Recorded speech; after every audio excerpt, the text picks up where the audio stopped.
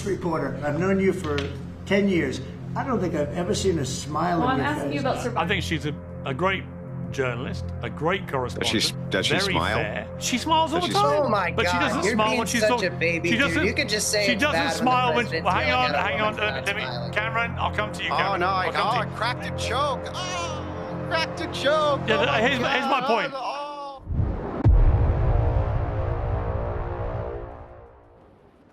Let's just turn to another issue. Andrew, I'll come to you on this. A clip of last night. This is in the Oval Office, I think. It's Donald Trump attacking CNN's Caitlin Collins for not smiling. You know, now that nothing came out about me, other than it was a conspiracy against me, literally, by Epstein and other people. But I think it's time now for the country to maybe get onto something else. But what would you say to people like who feel like they haven't gotten healthcare justice, Mr. President? Something that people care about. Yeah, what did you say? Go ahead, What would you say CNN. to are the so survivors bad. who feel like they haven't gotten You are justice? the worst reporter. No wonder CNN has no ratings because of people like you. You know, she's a young woman. I don't think I've ever seen you smile. I've known you for 10 years. I don't think I've ever seen a smile on your face. I'm asking you about survivors. You know why? of Jeffrey You know why Epstein, you're not Mr. President. smiling? Because you know you're not telling the truth, and you're a very dishonest organization, and they should be ashamed of you. These are survivors of a No, Andrew, full disclosure, I know Caitlin a bit. I used to do the 9 o'clock slot at CNN. She does that now. I think she's a great journalist, a great correspondent. Does she very smile? fair. She smiles all the time. Oh my but God! she doesn't You're smile being when she's such talking. a baby, she dude. doesn't, You could just say she it's doesn't bad smile when the well, hang president's on, yelling at a woman for let not me, smiling. Cameron, I'll come to you, Oh Cameron. no! I'll come to you. Cracked a joke. Oh, cracked a joke. Yeah, oh my here's my God. point. Oh. Andrew, here's my point.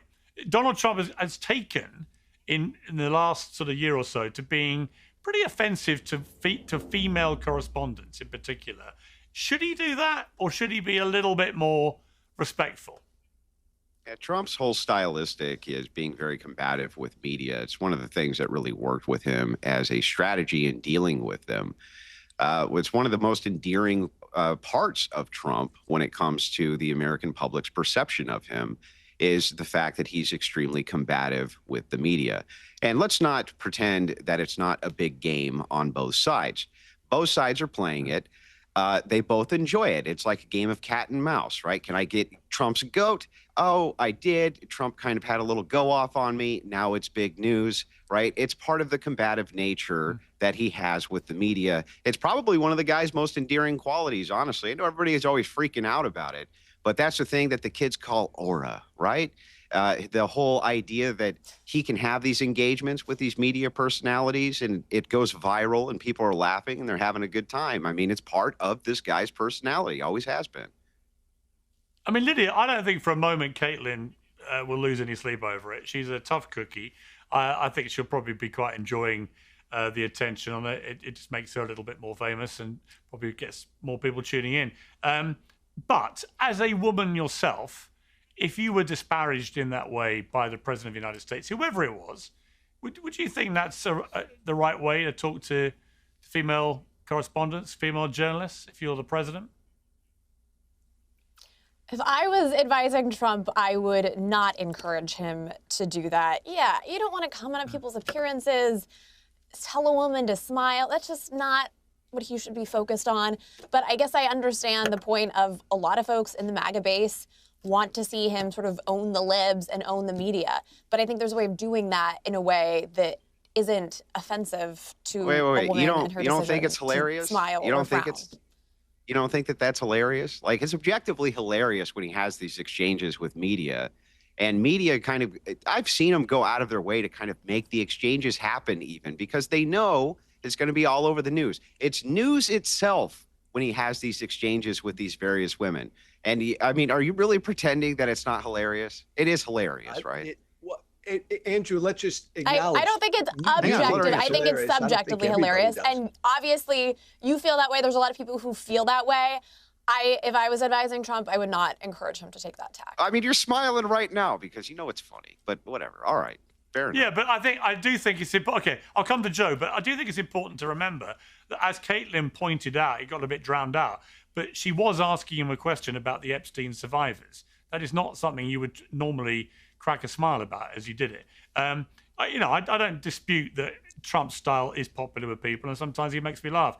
I do find it a little bit ugly, I have to be honest, Joe, the way he's gone after some of these female correspondents.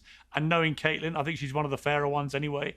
I never see bias with her. It's not like when Jim Acosta used to, literally game those Oval Office pressers and try and make a name for himself. Yeah, there are a lot of people out there who want to be the the story. She's not one of them.